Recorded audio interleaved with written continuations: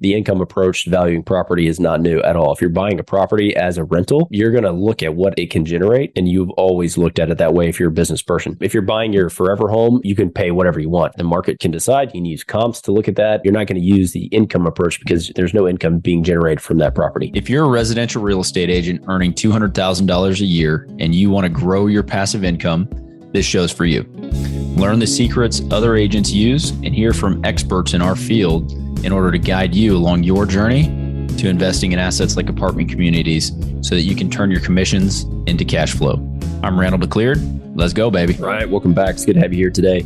I posted a video on my shorts the other day and on Instagram and had a ton of people watch it and give some feedback. So I thought it'd be interesting to go through and kind of discuss that video and what it's about. So it is how to buy 10 houses before you're 30 years old. And that's what's going to make you rich, right? Or make you grow your wealth. And so I'll put a link to it in the show notes if you want to go watch it. It's like about 30 seconds long, but it had some comments and I wanted to go through and actually address those comments here. If you're getting value out of the show, go on, rate and review. If you hear a bunch of noise, I've got roofers going on. I got plumbers here. We got AC being installed. So we've got all kinds of stuff actually working at the property right now. So I apologize for the noise.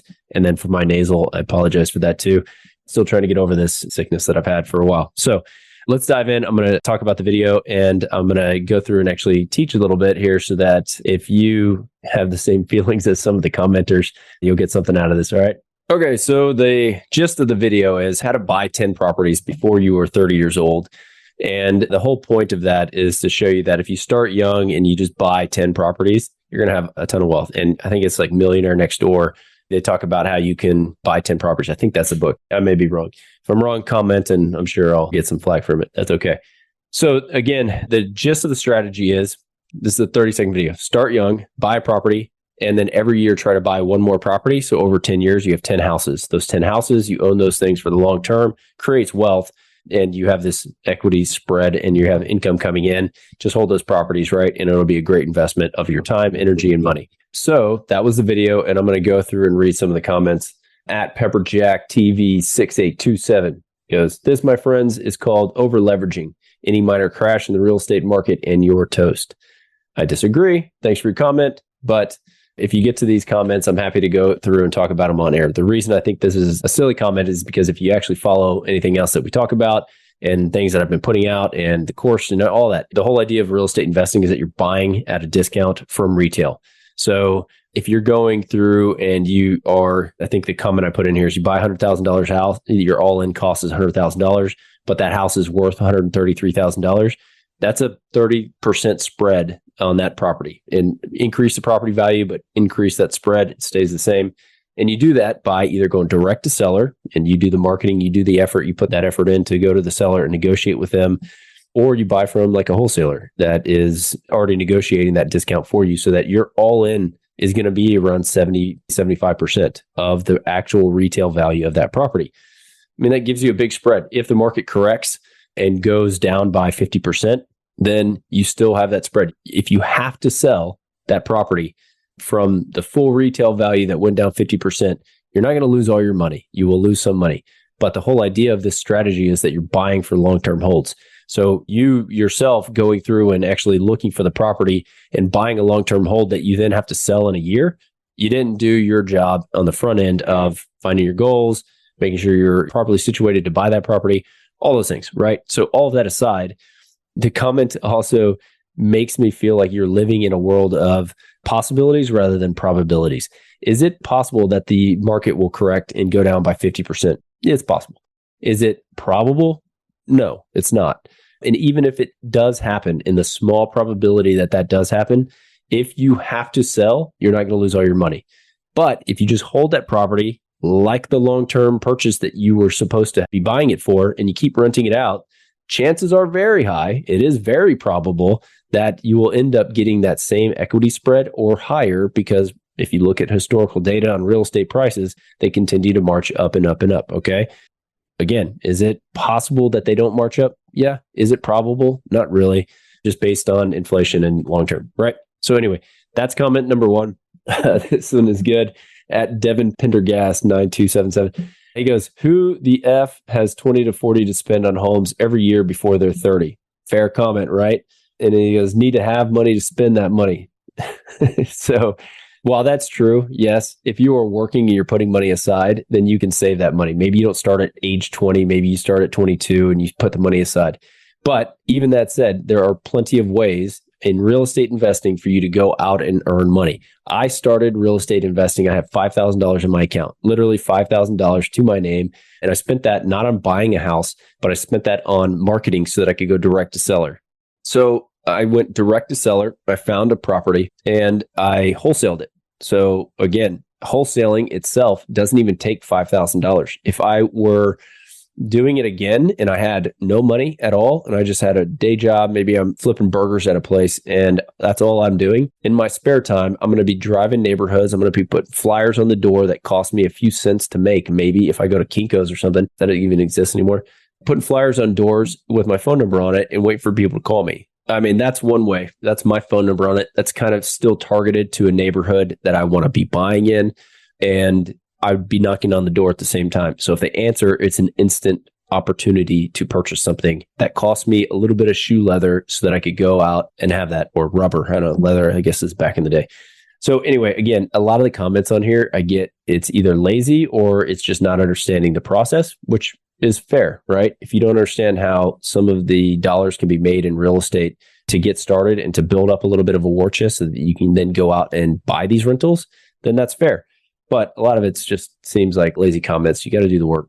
So again, if you go out and you wholesale property, if you know what you're doing and you have $10, then you can put an option on a property, $10 out of your pocket to secure that option. And then you go around and you have a piece of paper that you're selling. That's a contract that you're selling.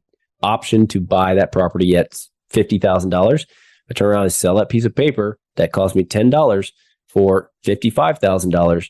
That $10 just yielded me a massive return, right? $5,000 on $10 spend, and you get your $10 back. So it's just kind of silly to assume that you can't go out and do this. It just takes effort on that. It's a lot more effort than it is money to start in real estate if you don't have money, right? And then once you do that a couple times, if you can do one wholesale per year and you have another full-time job that you're working and you do one wholesale per year, and most wholesales are going to earn you about 10 grand, right? Some is going to be 50, some can be 100. If you're doing commercial property, it can be a lot of money, significant amount of money. But if you do one a year, then after a few, maybe 2 years, you have enough money if you just put it aside to go and buy a rental property. And then that shouldn't be an excuse anymore. And then once you get good at wholesaling, maybe do 2, maybe do 3 a year, and you just build up a little bit of a war chest that way. The other thing that you can do is once you do a couple wholesales and you have a little bit of money, then you can go do a flip. Right? That's how I started as well. I felt like every deal that I went to acquire was so difficult to get. Like finding the deal was so hard. Like I didn't want to just simply wholesale it. I wanted to maximize the profit that I could get on that deal. And at the time I was doing it, it was absolutely rehabbing the house. There was more money on that deal by me rehabbing it and having a product that I could then sell rather than just a wholesale fee of $5,000 or whatever it was. So once you have some of that money built up from wholesaling, you simply put that, you go talk to a hard money lender, you go talk to private lenders, you go talk to guys, and then you turn that into, sorry, there's a lot of noise. You turn that into a flip that you can do that you can generate $25,000 to $50,000 in profit on those things. Okay. So I hope that covered that a bit. This is another. All right. So Narzi's one, like you chose the wrong parents.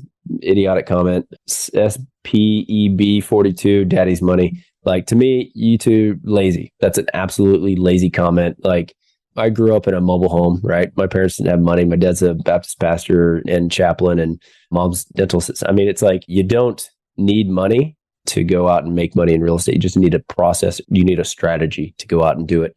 So I love the comments of people. If you put a stupid comment or if you put some kind of inane comment or something that just reeks of laziness to me, then I'm going to blast you out there. I'm good with that. It's just my personality type. I'm like, you're super lazy. So, all right, here's another comment. This one is by Commodore 4499.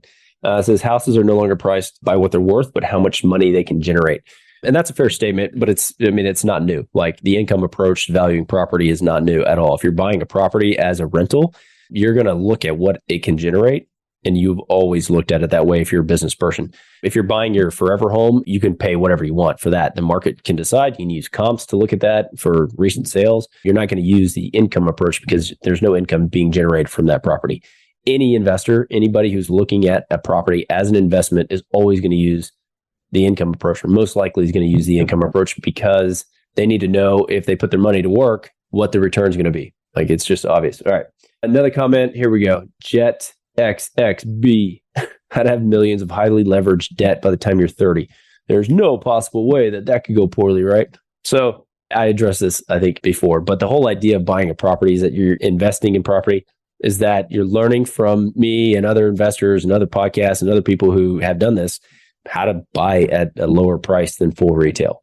So again, if you're going to MLS and you're going, oh yeah, I'm going to buy 123 Main Street for $200,000 and it's worth $200,000. Yeah, you're going to be in a pickle if anything ever goes wrong in the economy and you have to sell, right? So just buy right, figure out how to do that by listening to what we say, me and other people who have done this before, and have a 20 to 30% spread on your purchase if you're investing in property. Yeah, it's called wealth building and it works quite nicely. That's, I think, my comment that I said to him. All right. And then finally, I had one that what made me want to make this video. So at Multivalandis says, if I had money to buy a rental property, I would, but I don't. So don't tell me how to get rich if I already am. Okay.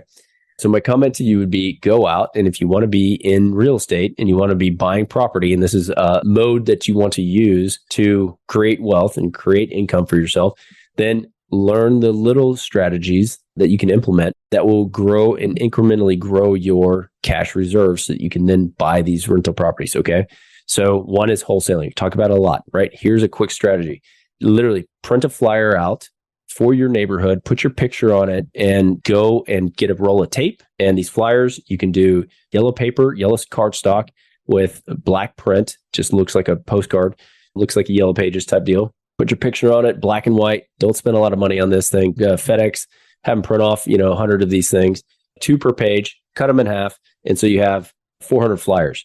Whenever you have an hour, go walk a neighborhood, put it on their door. If it's metal door, do not put tape on people's wooden doors. It's just a little tip. Put it somewhere that they'll see it.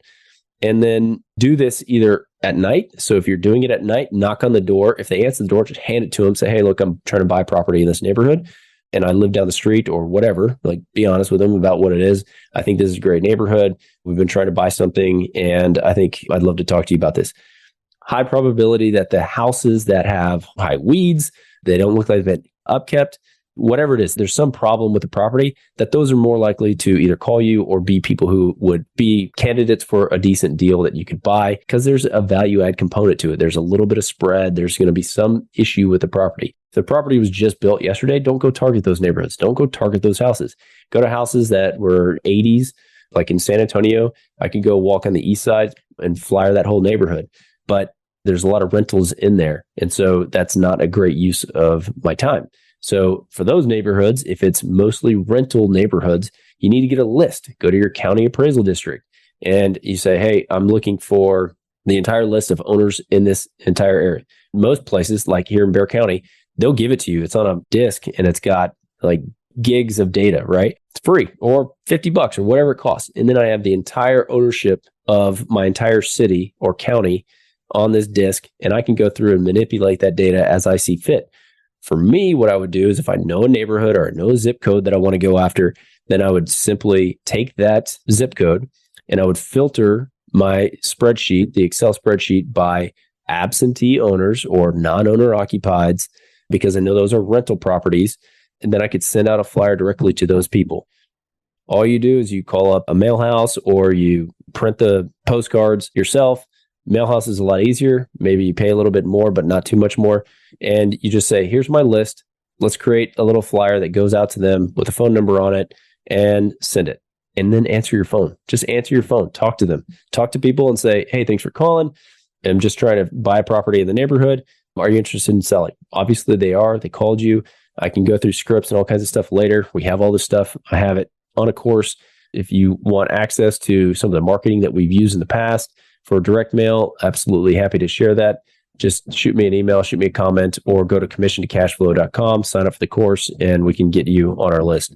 So again, now you have your list, now you have your marketing piece, you send that thing out, you're answering your phone, and that is one just way that you can go out and go direct to seller, either by knocking on doors, putting flyers up, or sending out some postcards. And you're going to get some phone calls, you're going to get some people that are ready to sell, but it might take some time. But again, it's a very inexpensive way for you to go out, and even if you're working full-time somewhere else, to build up some cash reserves from doing these deals incrementally, right? And if you just add this one strategy on, even if it costs you $500 a month, which is, you'd have to spend some money on postcards for it to cost you that much. The return, once you get a deal and you sell that deal, is going to be probably 10x that, right? So if it costs you $500, you're making $5,000. I mean, that's a pretty solid return on your investment.